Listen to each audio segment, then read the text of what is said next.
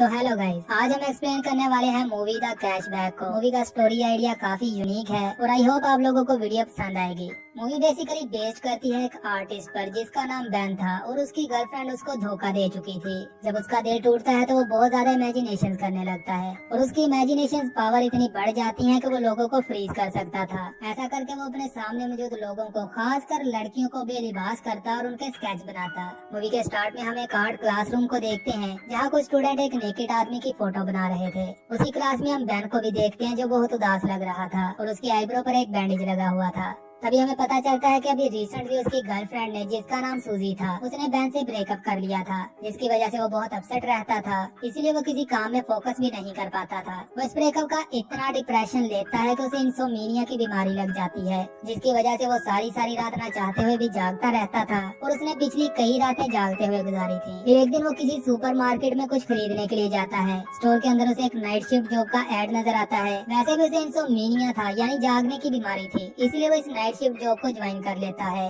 इसी स्टोर में 4 और लोग भी काम करते थे, जिनमें से एक लड़की भी थी। उस लड़की का नाम शैरन था। बैन जब पहली बार शैरन को देखता है तो वो उसे चाहने लगता है, मतलब उसे लव एट फर्स्ट साइट हो जाता है और हम कह सकते हैं कि शैरन को भी वो पसंद आया था। इसके अलावा 2 और लड़के भी नाइट शिफ्ट जॉब में काम करते थे, जिनके नाम मैट और बैरी थे। वो दोनों बहुत शरारती थे और हमेशा स्टोर में आने वाली औरतों के शॉपिंग बैग्स में पिन पम छुपा दिया करते थे, जो कि लड़कियां प्लेजर्स के लिए इस्तेमाल करती हैं। और काउंटर पर चेकिंग के दौरान जब वो चीजें निकलती हैं तो वो दोनों लेडीज को जज करने वाली नजरों से देखा करते थे, जैसे क्वेश्चन कर रहे हों कि जब हम अवेलेबल हैं तो इन सब चीजों की क्या जरूरत है। फिर भी कुछ कस्टमर्स वो चीजें खरीद लिया करते थे। बैन के दिन भी अच्छे गुजरने लगे थे और उसे शैरन के साथ टाइम स्पेंड करना अच्छा लगने लगा था। मगर जिस दिन शैरन छुट्टी पर होती वो स्टोर में बोर हो जाता, इसीलिए वो इमेजिनिंग करने लगा था और वो इमेजिन करता है कि वो वक्त को रोक सकता है। और हैरान कुन तौर पर ऐसा ही होता है, मतलब जो चीज जहाँ थी लिविंग और डेड, वो वहीं फ्रीज हो चुकी थी और अब बैन उनके साथ कुछ भी कर सकता था। वो इनके दरमियान से चलता हुआ जा रहा था,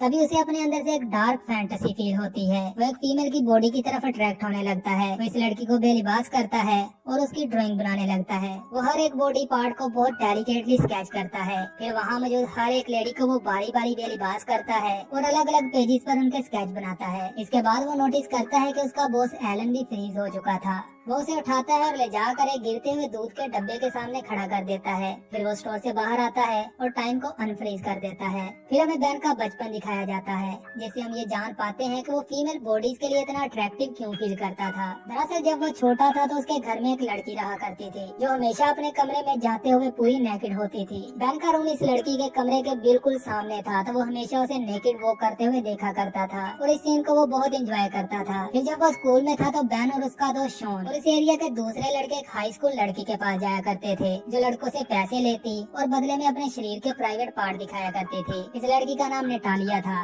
बैन और शॉन भी अक्सर उस लड़की को अपनी पॉकेट मनी दिया करते थे और वो पैसे लेकर अपनी नेकेड बॉडी उनको दिखाया करते थे। एक बार तो वो दोनों हद कर देते हैं। जब वो दोनों शॉन के घर में थे तो उनके पास एक अडल्ट मैगजीन थी, जो कि शॉन की मोम की थी। वो दोनों उस मैगजीन को पढ़ रहे थे कि तभी शॉन की मोम आ जाती है। ये देखकर वो दोनों वहाँ से भागते हैं और मैगजीन को वहीं छोड़ देते हैं। जब शॉन की मोम इनको पनिश करती है तो वो देखती है कि दोनों के पीनी से इरेक्टेड थे, मगर वो दोनों इस इरेक्शन से लाइल्मी का इजहार करते हैं। वो दोनों अपने कंधों को मूव करते हैं जैसे वो कुछ जानते ही नहीं थे कि ये इरेक्शन कहाँ से आई थी। फिर एक दिन बैन और उसके कलीग्स अपने बॉस के हमरा एक फुटबॉल मैच खेलने जाते हैं। इसके बावजूद के वो मैचेस को बहुत सीरियसली खेल रहे थे, मगर फिर भी वो सारे मैचेस हार रहे थे। तभी अपोनेंट टीम का एक प्लेयर बॉल को किक करता है, जो कि सीधा बैन के बॉस एलन के मुंह पर लगता है। इसी समय बैन टाइम को रोक देता है, क्योंकि वो बार बार हारने पर एग्जॉस्टेड फील कर रहा था। फिर वो रेस्ट रूम में जाता है और जूस पीने लगता है। तभी उसे कोई चीज हिलती हुई महसूस होती है। वो देखता है कि वहाँ एक आदमी था जो कि फ्रोजन टाइम में भी मूव कर सकता था, मगर उस आदमी ने अपना चेहरा छुपा रखा था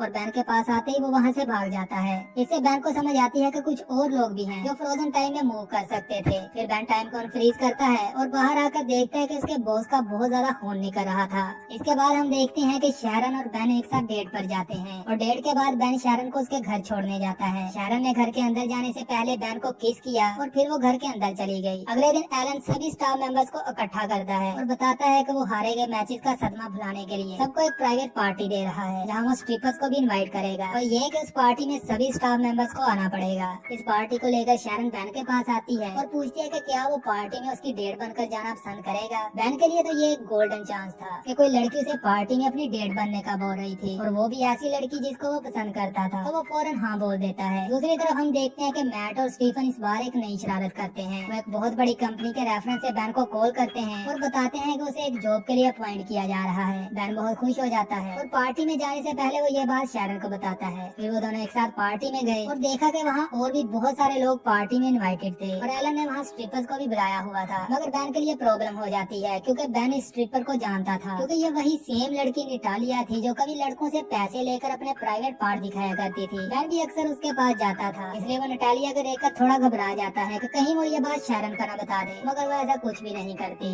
इसके बाद बैन देखता है कि उसकी एक्स गर्लफ्रेंड सूजी भी इसी पार्टी में मौजूद थी। दरअसल वो एलन के भाई की गर्लफ्रेंड थी और उसी ने सूजी को पार्टी में इनवाइट किया था। बैन के पास आती है और उसको अपने माजी में की गई गलतियों पर माफी मांगती है और वो अपने रवैये के लिए बैन से शर्मिंदा थी। तभी वो अचानक बैन को किस करती है, मगर वो सूजी को पीछे झटक देता है क्योंकि अब वो शैरन को पसंद करता था। मगर तभी वहाँ शैरन आ जाती है जो कि बैन को डांस के लिए ढूंढती हुई यहाँ आई थी। वो इन दोनों को किस करते हुए देखती है और मिसअंडरस्टैंडिंग का शिकार हो जाती है क्योंकि उसे लगता है कि शैरन ने बैन को उसकी मर्जी से किस किया, इसीलिए वो बैन पर भड़क जाती है और पार्टी से चली जाती है। और जब बैन शैरन को पार्टी से जाता हुआ देखता है तो वो टाइम को फ्रीज कर देता है क्योंकि वो टाइम को रिवर्स नहीं कर सकता था। और उसे लगा था कि टाइम को रोक देने से शैरन भी रुक जाएगी, मगर वो ऐसा करके आकर उसे कितनी देर तक रोक सकता था, क्योंकि वो जब भी टाइम को अनफ्रीज करेगा शैरन को तो आखिर वहाँ से जाना ही था। इसलिए वो कुछ समय बाद वक्त को अनफ्रीज करता है और शैरन वहाँ से चली जाती है। अगली रात बैन शैरन के घर जाता है और उससे माफी मांगता है, मगर शैरन अभी भी भड़की हुई थी। वो बैन को बहुत बुरा भला कहती है और फिर दरवाजा बंद कर लेती है। अगले दिन जब बैन स्टोर में गया तो उसने देखा कि शैरन की कुर्सी खाली थी, जिसका मतलब था कि शैरन ने बैन की वजह से वो नौकरी छोड़ दी थी। बैन फिर से अकेला रह गया था, मगर अब वक्त था कि वो आर्ट गैलरी जाता। वो अपनी सारी पेंटिंग्स लेकर आर्ट गैलरी आता है और उसके पास एक फेक कॉल लेटर भी था जो कि उसे मैट और बैरी ने दिया था, मगर वो समझा था कि ये असली है, इसलिए वो ये कॉल लेटर एचओडी को दिखाता है। वो आदमी बैन को बताता है कि किसी ने उसके साथ शरारत की है और ये कि ये कॉल लेटर फेक है, मगर क्योंकि अब तुम यहाँ आ ही गए हो तो क्यों ना एक बार तुम्हारी पेंटिंग्स को देख लिया जाए। बैन उसे अपनी पेंटिंग दिखाता है तो आर्ट गैलरी का ओनर उससे बहुत ज्यादा इम्प्रेस होता है और साथ ही वो इसकी पेंटिंग्स के लिए एक एग्जीबिशन अरेंज करवाता है। बैन चाहता था कि शैरन भी इसकी एग्जीबिशन में आकर उसकी आर्ट को देखे, इसलिए वो शैरन को एक इनविटेशन कार्ड भिजवाता है। जब शैरन उस एग्जीबिशन में आती है तो बैन की पेंटिंग्स उसे सरप्राइज कर देती हैं, क्योंकि दीवारों पे सजी ऑलमोस्ट सभी ड्राइंग्स में बैन ने शैरन को ड्रॉ किया था। तब उसे एहसास होता है कि बैन उससे कितनी मोहब्बत करता है और उसने ये सभी ड्राइंग शैरन के लिए बनाई थी। वो बैन के पास जाती है और उसे उसकी कामयाबी पर मुबारकबाद देती है और मुख्तलिफ अंदाज में वो बैन का शुक्रिया अदा करती है, यानी वो उसे किस करती है। और बैन तो वैसे ही फीमेल बॉडीज के लिए अट्रैक्शन रखता था, इसीलिए वो इस पल का मजा लेने के लिए वक्त को रोक देता है। मगर इस बार रुके हुए वक्त में शैरन मूव कर सकती थी क्योंकि बैन ऐसा ही चाहता था। वो शैरन को अपने साथ लेकर बाहर जाता है और वो देखती है कि आइस फॉलिंग भी अपनी जगह पर फ्रीज हो चुकी थी। बैन अपना सीक्रेट शैरन के साथ शेयर कर चुका था और अब वो भी पहले से कहीं ज्यादा बैन को चाहने लगी थी और फिर वो दोनों एक दूसरे को किस करते हैं और ये कहानी इसी ब्यूटीफुल सीन पर खत्म हो